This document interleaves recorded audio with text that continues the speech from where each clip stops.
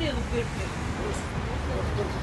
өйткені біздің ішімізде де құлқының ұлдары, нечаянный побапшылар, былай жетеді. Өтірік ақтаған справка деген мына 12-7 больницаны. Алаяқтардың тірлігімен істеп жүрген, солар осыны пайдаланып жүр. Сондықтан біз оған жол бермеуіміз керек. Бұл бірінші талабымыз.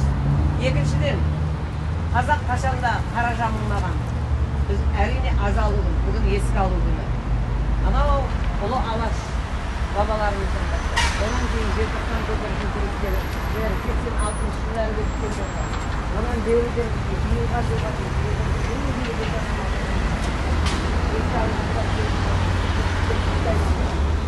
бүгінгі жұма сайын келді, 35 жыл қой. Жұма сайын келіп өшіріп, құран бағыштап кетуге күшті айналдырады. Сонда ғана біздің бір-бірімізге сый құрметімізді артады деп ойлаймын. Екіншіден, өздеріңіз білесіздер, мына Арон Атабек желтоқсан көтерілісі күрескерінің белсенді күрескері болады.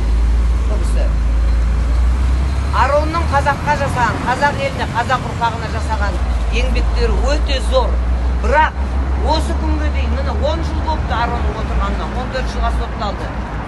Бүгінгі Аронның денсаулық жағдайы мынандай. Бері қараңдар, өссек! Міне, бүгінгі Аронның жағдайы. Арон қандай еді? Міне қамалған кез Аронның. Міне.